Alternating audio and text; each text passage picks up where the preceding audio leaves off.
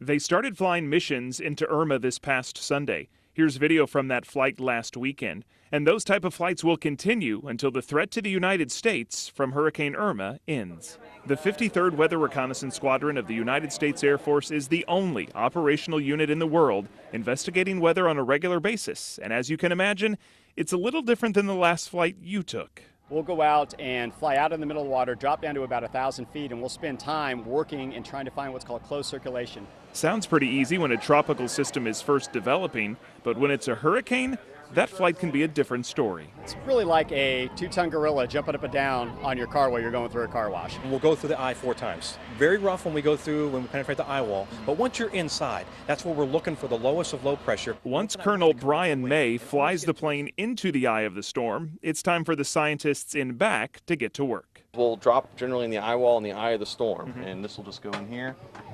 And when I'm ready to release it, the meteorologist will tell us to launch and shoot out the bottom of the airplane. The drop sonde is a reinforced cardboard tube equipped with weather instruments, a radio transmitter, and GPS.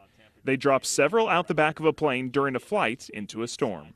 It'll fall basically in this configuration here, and it'll start collecting weather data. All the data streams basically live back to my computer here, along with the drop sonde and the weather from the aircraft and their Smurf processing. They can send all of it live via satellite to the Hurricane Center. So it's just a constant stream of data back from us to the Hurricane Center. Is the best place to get information usually the worst flight? Sometimes it's not the safest place, so kind of how we work together as a crew is this person is trying to collect the best data they can, and they have a job to do on the airplane. So what they'll do is they'll say, hey, pilot, turn left 15 degrees, and then the navigator will be the safety check on that. So the navigator is also a radar expert. He'll look at that and say, no, go 10 degrees left, and then we'll try to get it a little later. The hurricane hunters will fly into storms every 12 hours when they are further out to sea.